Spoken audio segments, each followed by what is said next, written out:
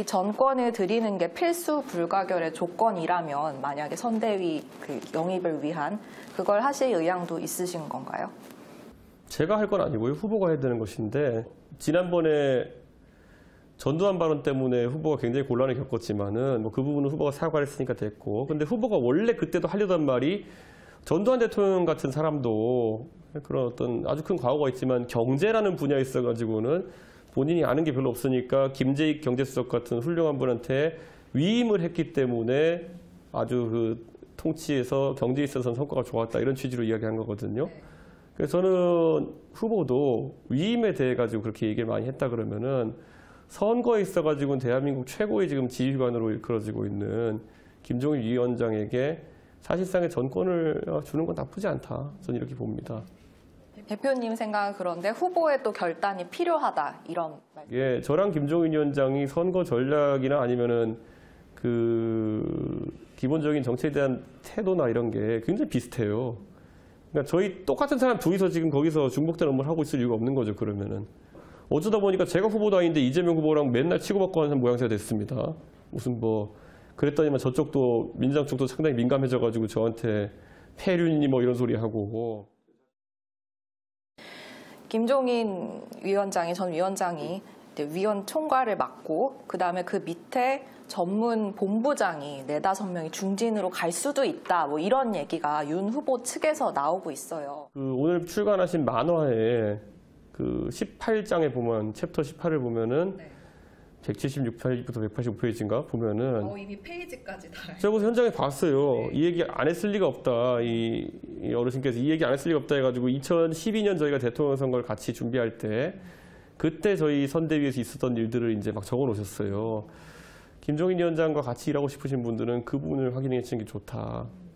해석을 그렇게 갖다 붙입니다. 총괄 본부장을 4-5명의 본부장을 쪼개면은 더 김종인 위원장이 통제하기 좋아지고 그러면 더 선호하시는 거 아니냐. 천만에요. 저는 예전에 박근혜 대통령이랑 본인이 의견 대립이 있었을 때 박근혜 대통령이 9명의 사람들을 데리고 나타나가지고 본인을 사실상 압박했다라는 내용이 들어있거든요. 오히려 그렇게 쪼개놓으면은 김종인 위원장이 통제하기가 어렵고, 그렇기 때문에 그걸 김종인 위원장이 선호하는 것처럼 하는 건 좀 옳지 않다는 생각을 합니다.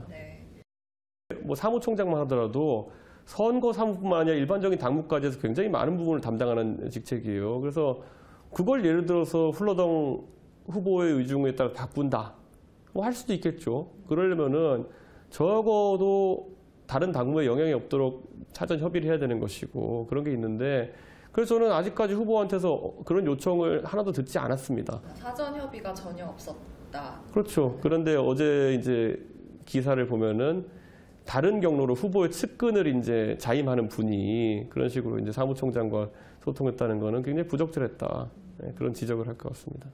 최고위 불참석과도 이 논란이 혹시 연관이 있을까요? 후보는 아침 먹으러 갔다는데요. 저는 그건 후보가 공식적으로 이야기하는 걸 다 믿어야지 그걸 왜 의심할 필요는 없어 보입니다. 경선 결과에 불만족스러운 분들이 있을 수 있죠. 그런데 그분들에다 대고 후보의 지지자 중에 일부는 역선택하던 사람들이라고 조롱하기도 했고, 거기다가 김재원 최고위원 같은 경우 탈당하는 사람 다 해봐야 40명밖에 안 되더라, 이렇게 하는 거는 실제 숫자를 왜곡시킨 거기 때문에 그 입장에서는 굉장히 조롱받았다는 느낌이 들 거예요. 이미 마음이 상한 사람들은 마음이 상한 대로 시간이 필요합니다. 근데 거기다 대고 억지로 무슨 우리 윤석열 후보를 꼭 찍기 위해서 다시 당에 참여해라, 이런 게 사실 논리 구조로 그들한테 꽂힐 리가 없거든요. 그러니까 저는 어느 정도 시간이 필요할 거다, 이렇게 봅니다. 근데 저는 냉정하게 그런 것보다는 항상 적어도 논리적으로 맞는 얘기를 하는 사람을 기억하고 싶지, 덩어리 키워가지고 뭘 조직 정치하고 싶은 사람이 아니에요, 저는. 일희일비하지 않겠다. 아니, 원래 저 싫어하는 분들 고정적으로 있다니까요. 부정선거 좋아하시는 분들은 저 기본적으로 싫어하고요. 그리고 맨날 보면 왜 후보랑 의견이 대립하는 것 좀 보이냐. 대립하는 게 정상이죠, 문제가 되는 게 있으면은. 근데 그런 거를 후보랑 딱 지전 대립한 적도 없고요. 후보 측근 중에 있는 사람들이 굉장히 월권을 하거나 무리수를 두는 경우에는 제가 당연히 당내에선 제가 당무를 책임지는 당대표인데 제가 지적할 수밖에 없는 것이고. 유승민 전 의원 대 김종인 전 위원장. 무인조에 같이 간다면 어떤 분이랑 갈까요? 김종인 위원장이 가겠죠. 왜냐하면 당에서 반대하는 사람들이 유승민계라서 그랬다고 할 거니까. 네. 종로 전략 공천대 예비 후보 10명 출마하는 노원 출마. 당연히 노원 출마죠, 그거는. 이유 짧게 또 여쭤보겠습니다. 노원에서 예비 후보로 붙어가지고 저랑 경선에서 이길 사람 없습니다, 어차피. 그러니까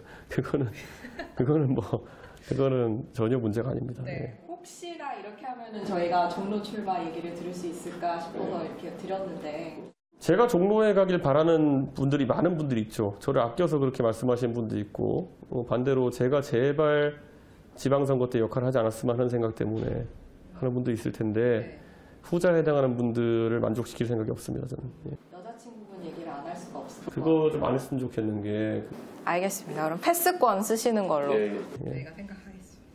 상대 여론 조작에 대응하기 위한 그런 탐지 도구 같은 경우에는 후보가 누가 되더라도 필요한 것이기 때문에 저희 가장 빨리 준비가 끝났고 그래서 내놓을 수 있는 것이고요.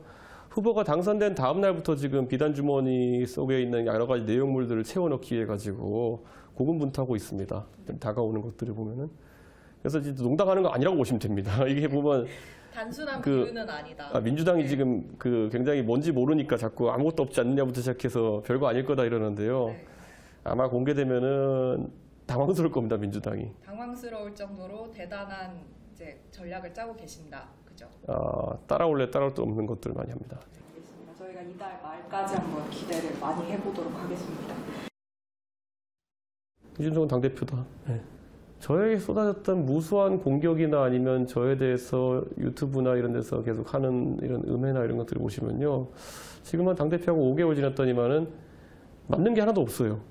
과대망상 유튜버들 덕분에 참 당의 5만 가지 분열이 다 초래되고 있습니다. 네. 그래가지고 그 중에서 이제 가장 큰 논리 중에 하나가 뭐냐면 제가 당대표다라고 얘기한 건 뭐냐면요. 그분들의 사상적 기반의 끝 위엔 뭐냐면 이준석은 민주당 프락치다가 있어요. 예. 근데 당대표가 민주당 프락칠 수가 있느냐부터 시작해서 그분들의 논리적 모순을 좀 침대에 누워서 그분들이 고민해 보셨으면 좋겠어요.